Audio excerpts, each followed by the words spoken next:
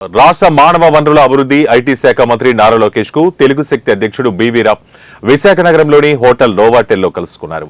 ఈ సందర్భంగా పలు సమస్యలను వివరించి పరిష్కరించాలని విజ్ఞప్తి చేశారు.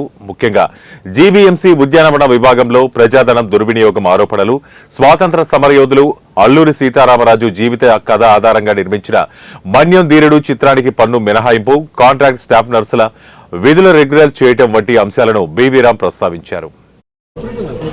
మీరు తీసుకోవాలి ప్లీజ్ ఇస్తారా? మీరు ఉండండి, మీరు తీస్తారు అక్కడ చెప్తాను.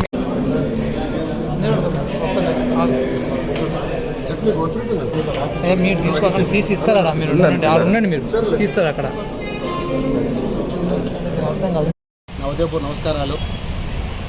నేడు ఉదయం టీడీపీ జాతీయ ప్రధాన కార్యదర్శి మరియు మానవ వనరుల శాఖ ఐటీ ఎలక్ట్రానిక్ కమ్యూనికేషన్ శాఖ మంత్రి నారా లోకేష్ కలవడం జరిగింది.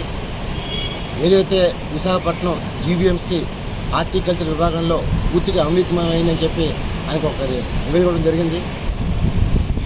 గడిచిన 4 సంవత్సరాల్లో విపరీతంగా 40 to 48% లెస్ బిడ్తో వేసే పనులు చేయకుండా బిల్లులు చేశారని చెప్పి దీనిపైన ఆయన పూర్తిగా నేను ఎంక్వైరీ చేస్తాను రామని హామీ ఇవ్వడం జరిగింది.